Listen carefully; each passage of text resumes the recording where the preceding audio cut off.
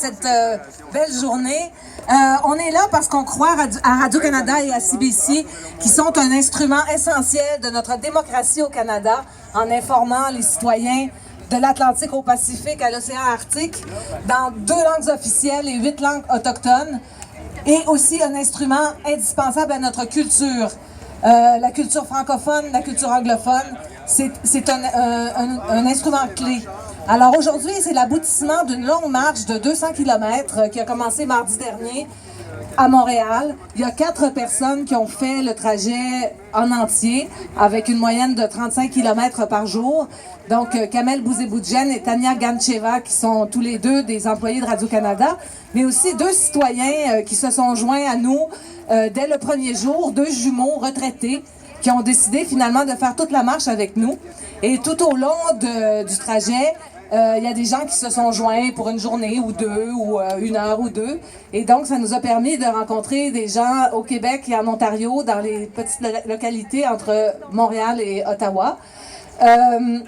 Nous sommes ici aujourd'hui pour déposer une déclaration de principe sur les moyens que doit avoir un producteur et diffuseur public fort.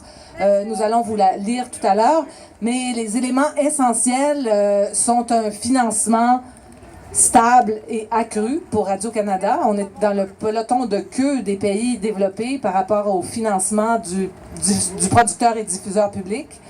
C'est aussi des nominations non partisanes à la direction de Radio-Canada. Actuellement, le PDG et les administrateurs sont nommés par le bureau du premier ministre.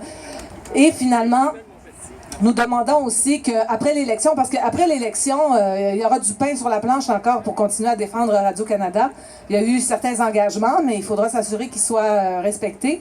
Et aussi, c'est qu'avec les compressions budgétaires qui se sont succédées au fil des ans, la direction actuelle de Radio-Canada a pris la décision de commencer carrément le démantèlement du producteur et diffuseur public en se dirigeant, par exemple, vers la fin de la production à l'interne des dramatiques et des émissions de variété.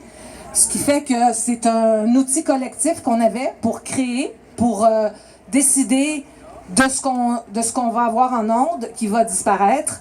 Il y a des compressions partout en région aussi. Les bulletins de nouvelles sont réduits et on veut faire un virage vers le numérique, ce qui est important de faire un virage vers le numérique, mais il faut le faire sans handicaper le reste, sans détruire le reste. Alors, nous allons demander que cela cesse. Voilà, alors merci encore d'avoir été là. Vous allez entendre la déclaration tout à l'heure et il faut continuer à se battre pour Radio-Canada et CBC parce que si cette institution-là disparaît, c'est vraiment le cœur du Canada qui va disparaître aussi.